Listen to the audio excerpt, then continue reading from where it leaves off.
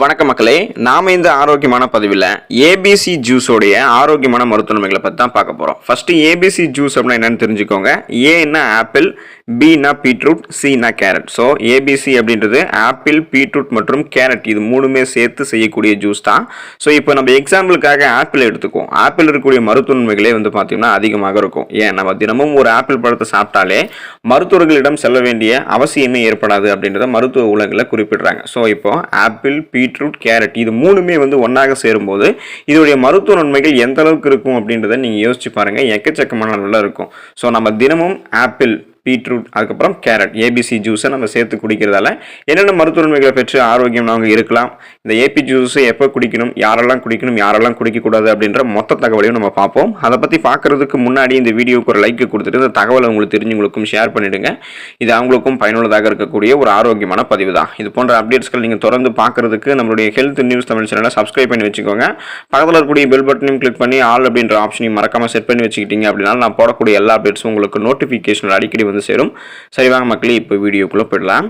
புற்றுநோயை சரி செய்வதற்கு நீங்கள் இந்த ஏபிசி ஜூஸை எடுத்துக்கலாம். ஸோ இந்த ஏபிசி ஜூஸ் காலையில் நீங்கள் குடிப்பதன் மூலம் உடம்பில் புற்றுநோய் உருவாகக்கூடிய செல்களினுடைய வளர்ச்சியை தடுக்கிறதுக்கும் புற்றுநோயிலிருந்து விடுபடுவதற்கும் பெரிதும் உதவிகரமாக இருக்கும். ஸோ ஃப்ரீ ரேடிக்கல்ஸ் அப்படின்னு சொல்லக்கூடிய புற்றுநோய் செல் பரவலை உங்களுக்கு வராமல் நீங்கள் தடுக்கிறதுக்கும் உங்களுக்கு இருக்கக்கூடிய புற்றுநோயை குணப்படுத்திக் கொள்ளவும் தினமும் நீங்கள் ஏபிசி ஜூஸை எடுத்துக்கிறது உங்களுக்கு ரொம்பவே நல்லது. வயிற்றுப்புண் குணமாகிறதுக்கு ஏபிசி ஜூஸை நீங்கள் எடுத்துக்கலாம். காலை உணவை பலரும் வேலையின் காரணமாக தவிர்த்துருவாங்க. ஸோ அவங்க போகிற ஃபாஸ்ட் ஒர்க்கில் காலையில் சாப்பிடாமலே போயிடுவாங்க. இதனால் அல்சர் பிரச்சனை அவங்களுக்கு உருவாகும். ஸோ இந்த குடல் புண்ணையும் அப்புறம் வயிற்றில் ஏற்படக்கூடிய புண்ணையும் குணப்படுத்துறதுக்கு இந்த ஏபிசி ஜூஸ் பயன்படுகிறது. மேலும் இது என்னென்ன பண்ணும் அப்படின்னா சிறுகுடல், பெருங்குடல், சிறுநீரகம் சார்ந்த நோய்களையும் உங்களுக்கு வராமல் பாதுகாப்பாக வைக்கும். ஸோ உடல் உள்ளுறுப்புகளை ஆரோக்கியமாக வைத்து அதில் ஏற்படக்கூடிய புண்களை குணப்படுத்திக் கொள்ள வராமல் தடுக்க ஏபிசி ஜூஸை நீங்கள் எடுத்துக்கலாம். பார்வை திறனை குறிப்பாக அதிகரித்துக் கொள்வதற்கு நீங்கள் ஏபிசி ஜூஸ் எடுத்துக்கலாம். நீண்ட நேரம் இந்த கம்ப்யூட்டரை பார்க்குறவங்க, அப்புறம் மொபைல் ஃபோன் பார்க்குறவங்க, இவங்க எல்லாருக்குமே கண் எரிச்சல், கண் வலி மற்றும் பார்வை திறன் குறைய ஆரம்பிக்கக்கூடிய பாதிப்புகள் ஏற்படும். ஸோ அப்படிப்பட்டவர்கள் தங்களுடைய கண்களை பாதுகாக்கிறதுக்கு சில ரெமிடிஸ் நீங்கள் எடுக்கணும். அதாவது மொபைல் ஃபோன்ஸை கம்மியான நேரங்கள் பார்க்குறதோ, கம்ப்யூட்டர்ஸை கம்மியான நேரம் பார்க்குறது, உங்களுடைய கண்களை ஆழ்ந்து வேற ஒரு சிந்தனையில் செலுத்துறது, ஆழ்ந்து கண்களை மூடி கொஞ்ச நேரம் உறங்குறது, இது போல எல்லாம் நீங்கள் செய்யலாம். ஸோ அது கூடவே நீங்கள் இந்த ஏபிசி ஜூஸை எடுத்துக்கும் போது கண்களை பாதுகாக்கிறதுக்கு இந்த ஏபிசி ஜூஸ் உதவிகரமாக இருக்கும். கண்கள் சார்ந்த பல விதமான பிரச்சனைகளை குணப்படுத்தி வராமல் தடுக்க ஏபிசி ஜூஸ் உங்களுடைய உணவுகளை நீங்கள் சேர்த்துக்கலாம். உடல் சோர்வை நீக்குவதற்கு நீங்கள் ஏபிசி ஜூஸை எடுத்துக்கலாம். ஸோ நீங்கள் ரெஃப்ரெஷ்மெண்ட் ஆகிடுவீங்க. உடற்பயிற்சி எதுவும் செய்யாமல் புதிதாக உடற்பயிற்சி செய்கிறவங்களுக்கு உடல் வலி, கால் வலி, அசதி போன்ற பிரச்சனை எல்லாம் ஏற்படும். இது காமனாக இருக்கக்கூடியது. இதை சரி செய்யறதுக்கு இந்த ஏபிசி ஜூஸ் உதவிகரமாக இருக்கும். மேலும் உடல் சோர்வை நீக்கி உடலுக்கு புத்துணர்ச்சி அளிக்கிறதுக்கு இந்த ஏபிசி ஜூஸ் தான் உதவிகரமாக இருக்கு. ஸோ நீங்கள் அப்பப்போ ஒர்க் பண்ணுறீங்க அப்படின்னா, நீங்கள் ஸ்ட்ரெஸ் டென்ஷனாக இருக்கீங்கன்னா அதை ரிலீஃப் பண்ணிவிட்டு உங்களுடைய உடல் சோர்வை நீக்கிக் கொள்வதற்கு நீங்கள் ஏபிசி ஜூஸை எடுத்துக்கலாம். வாய் துர்நாற்றம் நீங்கி போகிறதுக்கு நீங்கள் கண்டிப்பாக ஏபிசி ஜூஸை எடுத்துக்கலாம். குடல் புண் இருந்துச்சுன்னு வச்சிங்களேன், அல்லது குடலில் கழிவுகள் தேங்கி இருந்துச்சு அப்படின்னா ஒரு சிலருக்கு வாய் துர்நாற்றம் ஏற்படும். ஸோ வாய் துர்நாற்றம் ஏற்படுவதற்கு மெஜாரிட்டியான காரணம் இதுதான். வாய் துர்நாற்றத்தை சரி செய்யணும் அப்படின்னா குடலில் இருக்கக்கூடிய கழிவுகளை நீங்கள் வெளியேற்றணும், குடல் புண்ணெல்லாம் ஏற்படாமல் பார்த்துக்கணும். ஸோ அப்போ செரிமான பிரச்சனைகளை சரி செய்யறதுக்கு, மூளை மற்றும் இதயத்தை எல்லாம் பெரிதும் பாதுகாக்கிறதுக்கு ஒட்டுமொத்தமாக இந்த ஏபிசி ஜூஸை நீங்கள் எடுத்துக்கிட்டிங்கன்னா குடல் புண்கள், அப்புறம் குடலில் இருக்கக்கூடிய அந்த துர்நாற்றம், அப்புறம் குடலில் இருக்கக்கூடிய அந்த நச்சு கிருமிகள் எல்லாமே வெளியேறி வாய் துர்நாற்றம் உங்களுக்கு இருக்காது. வாய் துர்நாற்றம் இல்லாமல் நீங்கள் ஆரோக்கியமாக இருக்கலாம். உடல் எடையை நீங்கள் ஆரோக்கியமான முறையில் குறைக்க விரும்புகிறீங்க அப்படின்னா ஏபிசி ஜூஸை நீங்கள் எடுத்துக்கலாம். உடல் எடையை குறைக்க நினைக்கிறவங்க அனைவருக்குமே அளிக்கப்படக்கூடிய உணவு அப்படின்னா இந்த ஜூஸ் தான். ஸோ ஜூஸ் அவங்க குடிக்கும்போது நிறைய சாப்பிட்ருக்கக்கூடிய ஒரு ஃபீல் அவங்களுக்கு இருக்கும். அதனாலே கண்ட உணவுகளை சாப்பிட்டு அவங்களுடைய உடல் எடையை அவங்க இன்னும் வெயிட் அதிகப்படுத்திக்க மாட்டாங்க. ஸோ இப்போ நீங்கள் ஏபிசி ஜூஸை குடிக்கிறீங்க அப்படின்னா இதில் இருக்கக்கூடிய சத்துக்கள் உங்களுடைய உடலில் இருக்கக்கூடிய தேவையற்ற கொழுப்புகளை கரைக்கிறதுக்கும் உதவிகரமாக இருக்கும். ஸோ உங்களுடைய உடல் எடையை எந்த விதமான சைடு எஃபெக்டும் இல்லாமல் ஃபாஸ்ட்டாக குறைக்கிறதுக்கு இது உதவிகரமாக இருக்கும். நீங்க ஏபிசி ஜூஸை குடிக்கலாம். சருமத்திற்கு ஆரோக்கிய நன்மைகள் கொடுக்கும் ஏபிசி ஜூஸ். இப்போ நாம இந்த ஜூஸ் குடிக்கிறதால நம்முடைய உடலுக்கு மட்டும்தான் நன்மைகள் நினைக்க கூடாது, சருமத்திற்கும் நன்மைகள் இருக்கு. நம்ம சாப்பிடக்கூடிய உணவுப் பொருட்களை பொறுத்து தான் நம்முடைய சருமம் அழகாக இருக்கா இல்லையான்றதை நம்ம வச்சுக்கணும். ஸோ அந்த வகையில் இந்த ஏபிசி ஜூஸ் நீங்க குடிக்கும் போது உங்களுடைய முகத்தில் இருக்கக்கூடிய பருக்கள், கரும்புள்ளிகள் போன்றவற்றை இது சரி செய்யும். வயது முதிர்வையும் தடுக்க உதவும்.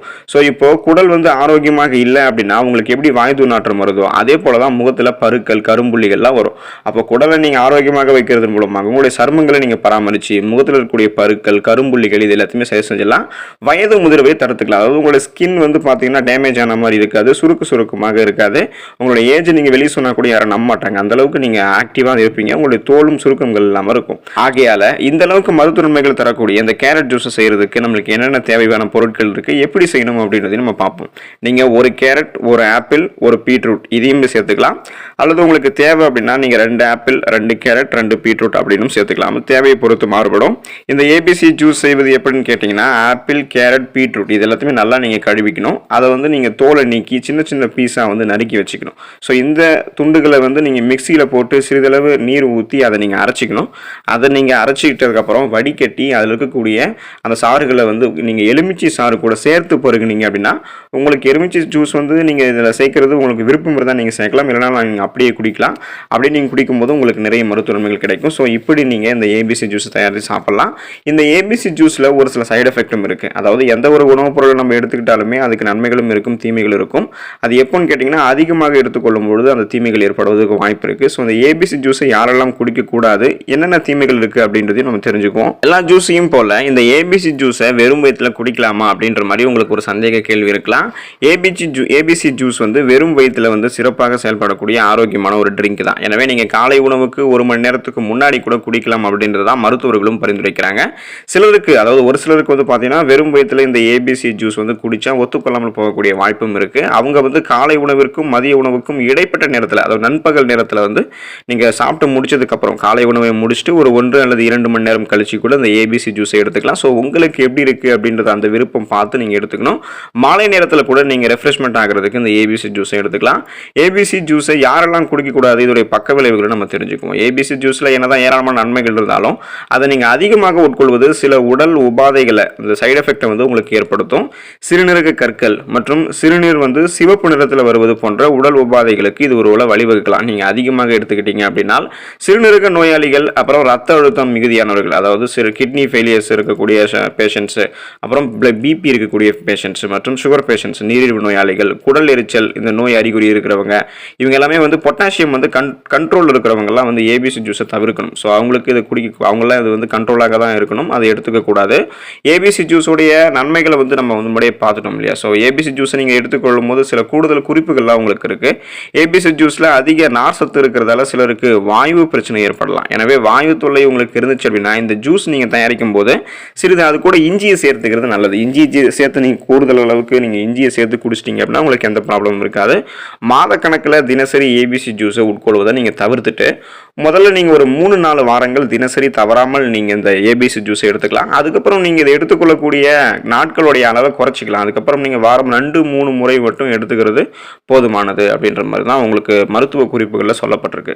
இப்போ கர்ப்பிணி பெண்களுக்கும் வந்து இது சிறந்தது தான். கர்ப்பிணிகள் வெறும் வயிற்றில் இந்த ஜூஸ் குடிக்கிறத தவிர்க்க வேண்டும். ஸோ அதையும் நீங்கள் ஞாபகம் வச்சுக்கணும். கர்ப்பகால சர்க்கரை நோய், ரத்த அழுத்தம், சிறுநீரக பிரச்சனை இருந்தாலும் முற்றிலுமாக இது நீங்கள் தவிர்க்கணும். ஸோ அப்போ நீங்கள் கர்ப்ப காலத்தில் இருக்கும்போது உங்களுக்கு நிறைய சைடு எஃபெக்டான சுகர் ப்ராப்ளம், பிபி ப்ராப்ளம், சிறுநீரக பிரச்சனைலாம் இருந்துச்சுன்னா நீங்கள் இதை குடிக்கக்கூடாது. அதே போல் கர்ப்பிணி பெண்கள் வெறும் வயிற்றில் இந்த ஜூஸ் குடிக்கிறதையும் தவிர்க்கணும். ஸோ மற்ற நேரங்களில் நீங்கள் கொஞ்சமாக மருத்துவ ஆலோசனைப்படி எடுத்துக்கலாம். தினசரி நீங்கள் ஏபி ஜூஸ் குடிக்கிறத தவிர்த்துட்டு வாரம் 2 முறை வந்து கர்ப்பிணி பெண்கள் எடுத்துக்கொள்வது போதுமானது. ஸோ நிறைய வந்து பார்த்தீங்கன்னா மருத்துவ நன்மைகளும் இருக்குது, நிறைய சைடு எஃபெக்டும் இருக்கதா செய்யுது. நீங்கள் போதுமான அளவுக்கு எடுத்துக்கிறது ரொம்பவே நல்லது. இந்த ஏபிசி ஜூஸை குடிங்க. அதில் இருக்கக்கூடிய ஆரோக்கியமான மருத்துவ நன்மைகளை பெற்று நீங்களும் ஆரோக்கியமாக இருங்க, நலமோடு வாழுங்க. அடுத்த ஆரோக்கியமான பதிவில் மறக்காமல் சந்திப்போம். நன்றி மக்களே.